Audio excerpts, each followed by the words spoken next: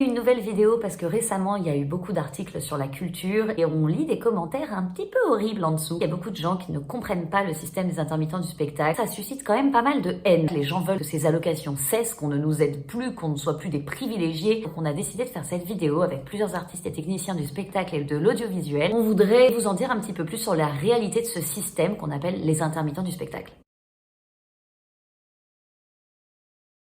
Ce qu'il faut comprendre, c'est que ces 507 heures sont uniquement celles qui sont rémunérées. Qui sont déclarées aux annexes 8 et 10. Ça arrive qu'on fasse d'autres jobs en régime général ou en auto-entreprise. Et tout ça, ça rentre pas dans les 507 heures déclarées. C'est pas bosser uniquement 507 heures. Comparé à un régime général à 35 heures par semaine, ce serait plié en 4 mois. Effectivement, si c'était ça, ce serait scandaleux. Faut pas confondre le nombre d'heures minimum qu'on doit faire pour ouvrir ce droit et le nombre d'heures réelles qu'on travaille. Nous avons énormément d'heures de travail invisibles. Je passe beaucoup de temps à m'entraîner, à prendre des cours, à me former. Checker les annonces d'audition matin et soir. On passe des castings. Ça demande beaucoup de temps car beaucoup de préparation. Ça prend plusieurs jours voire semaines. Se former pour être toujours à la pointe de la technologie. C'est important, rester à niveau, suivre des stages selon le domaine dans lequel on exerce. Il y a toute la préparation avant. L'apprentissage de texte, Recherche des intentions, préparation du rôle, construction du personnage. On passe énormément de temps à démarcher, chercher des opportunités, à développer notre réseau. De faire du sport pour garder la forme. Toujours progresser, se perfectionner pour pouvoir garder sa place. Et tout cela ne compte pas dans ces fameuses 507 heures.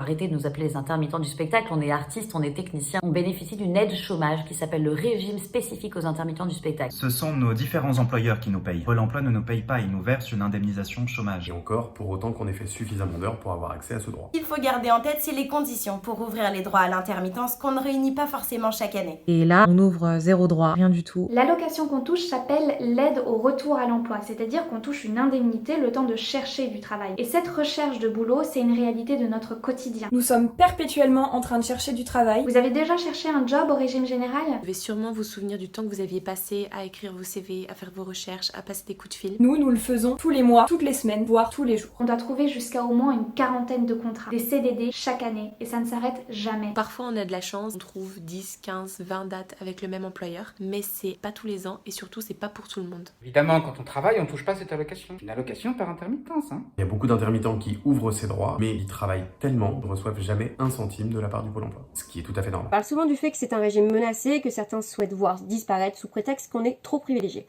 Mais ce n'est pas un privilège en fait de dépendre d'une allocation pour pouvoir compléter son salaire. On aimerait pouvoir avoir suffisamment de travail et faire un salaire suffisamment décent pour ne demander l'aide de personne. Alors oui, c'est une chance d'avoir ce système pour pouvoir aider à la précarité de l'emploi en fait discontinu. Mais c'est pas un but pour nous l'intermittence. On se porte toujours beaucoup mieux quand on n'a pas d'allocation parce qu'on travaille. J'adorerais faire le même emploi dans le même secteur et de vivre de mon salaire, pourquoi pas avec un CDI. Vous pensez pas que si on pouvait s'en passer, on le ferait?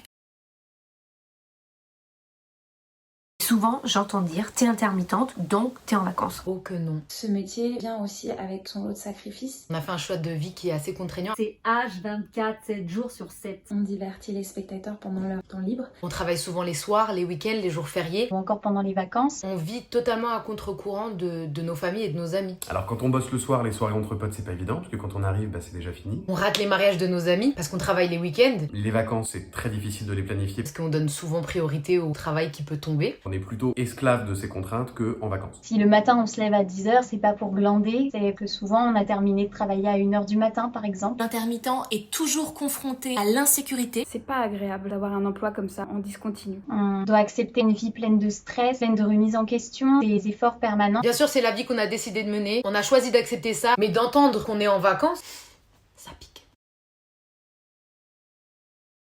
C'est rigolo cette idée qu'on ne fait pas un vrai métier. Quand on dit intermittent du spectacle, on pense tout de suite aux artistes, et très souvent même aux artistes connus, acteurs, chanteurs. Alors qu'en fait, ce sont plus de 100 métiers différents dans l'artistique et plus de 300 métiers différents dans la technique. Ingénieur du son, Habilleur, monteur, costumier, maquilleur, accessoiriste, cadreur, chargé de production, graphiste, étalonneur. Même nous, on connaît pas tous les métiers. Vous voyez, dans les génériques de films, il y a 1 milliard de noms. Quand vous préférez quitter la salle de cinéma, et tout ça représente une petite partie de nos métiers. Qui font que vous avez pu voir ce film. Ce sont des vrais métiers qu'on exerce, répertoriés dans la liste de métiers pour lesquels il faut faire des études, Des formations intenses, exigeantes, des écoles. dans le but de devenir professionnel. D'ailleurs, un artiste lyrique peut même atteindre autant d'années d'études qu'un médecin. Souvent, les gens fantasment une vision romantique. L'artiste qui vit d'amour et d'eau fraîche, l'artiste qui vit de sa passion, alors qu'en réalité, effectivement, on vit d'un métier qu'on aime. Un métier qui est enrichissant, qui est passionnant. Mais si, c'est un vrai métier. Hein. Est-ce que c'est une fausse idée qui vient de la télé? On voit un chanteur qui était garagiste qui arrive avec juste son talent et cartonne, et on se dit que tout le monde peut le faire. Faut pas confondre un cas isolé mis en scène par la télé avec la réalité. La confusion vient peut-être du fait que ça puisse aussi être un hobby. Surtout dans les métiers artistiques. Des gens qui aiment chanter, danser, Jouer d'un instrument. juste pour le plaisir. Et donc ça semble étrange que certaines personnes décident d'en faire un métier. C'est comme la cuisine. Il y a plein de gens qui cuisinent bien et pourtant personne ne remet en question le métier de cuisinier. Notre métier est composé à 99,9% de professionnels.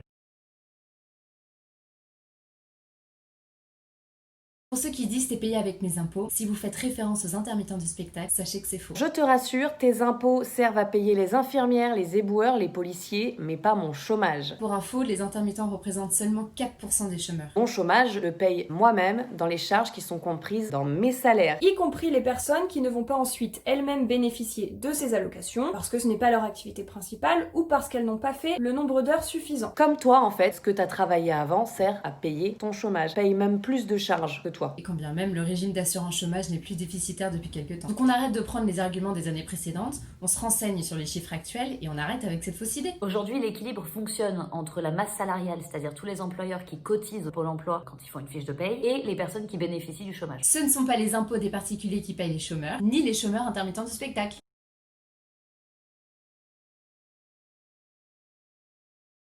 C'est vrai qu'il y a de l'abus avec ce qu'on appelle les permittents et que certains employeurs abusent des CDD alors qu'ils pourraient embaucher de manière fixe. Le système est à perfectionner, c'est sûr, et pas à supprimer. C'est bon? Vous avez mieux compris notre système? Allez, on vous embrasse les rageux.